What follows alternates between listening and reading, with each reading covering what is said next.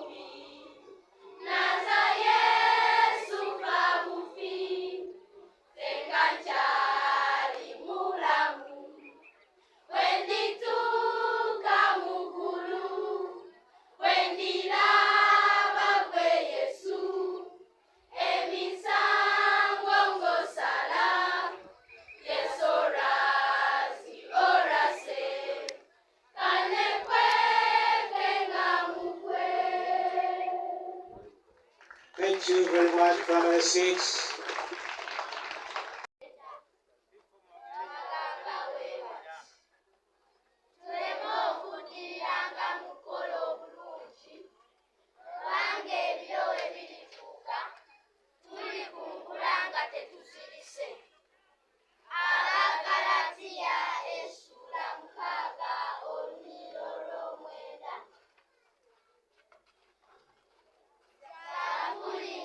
Yawandiikibwa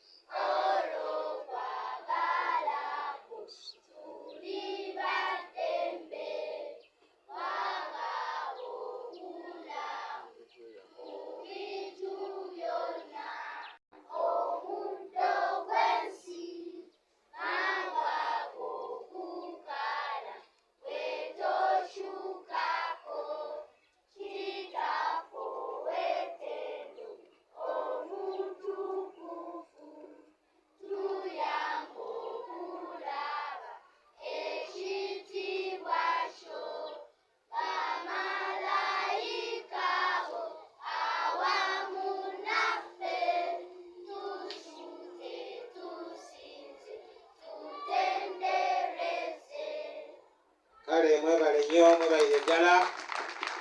Taata omulabirizi Tishora atakozemu ebiso.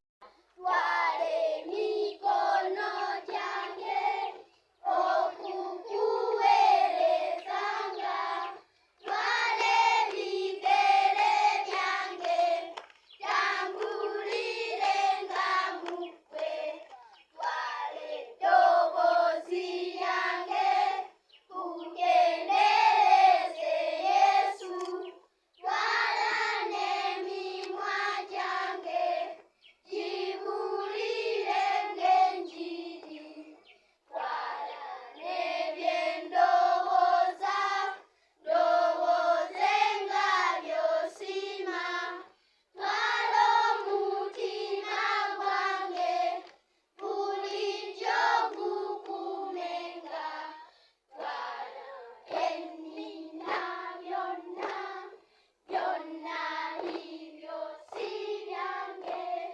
twala amagezi gange gakozese by'osiima, twala okwagala kwange, twala nze nanga bwendi, Yesu ontwalire ddala. Kola obulungi kubanga ebiro ebirituuka tulikungula nga tetusirise. Abagalala Yesu bamukaaga olunyolo lw'omwenda. Zabuli nga yawandiikibwa Dawudi essula 34 okuva ku nnyo esooka mpaka ku lwokuna. Egamba bw'eti: neebazanga Mukama mu biro byonna, ettendo lye liri mu kamwa kange bulijjo, emmeeme yange neenyumirizanga Mukama. Abawombeefu baliwulira balisanyuka, mumukuze Mukama wamu nange tugulumize erinnya lye ffenna. Nanoonya Mukama nanziramu nandokola mu kutya kwange kwonna. Ekitiibwa kibe eri Kitaffe n'eri Omwana n'eri Omwoyo Omutukuvu, nga bwe kyali olubereberye, bwe kiri ne kaakano, bwe kiriba, emirembe n'emirembe. Amiina. Mwebale nnyo. Nakwesiima kwa mubiri birigwawo, birigwawo, temusooka bakunoonya, mwami wansi na kitiibwa, oliboolyawo mangwawo, nebigwawo, nebigwawo, temusooka bakunoonya, bisusunku na bireerya, ebitaali bya Katonda, birigwawo, birigwawo, mwe musooke okunoonya obwakabaka bwa Katonda, ekisa kye ky'ekitalo, tekiggwaawo, tekiggwaawo, mwe musooke okunoonya obulokozi bw'abantu, mubaleete eri Yesu, teruggwaawo, teruggwaawo, ebyo byemu bamunoonya, muliweebwa bye yagamba, muliweebwa eby'omu ggulu, tebiggwaawo, tebiggwaawo. Kale mwebale nnyo. Happy 3, mwebalire ddala.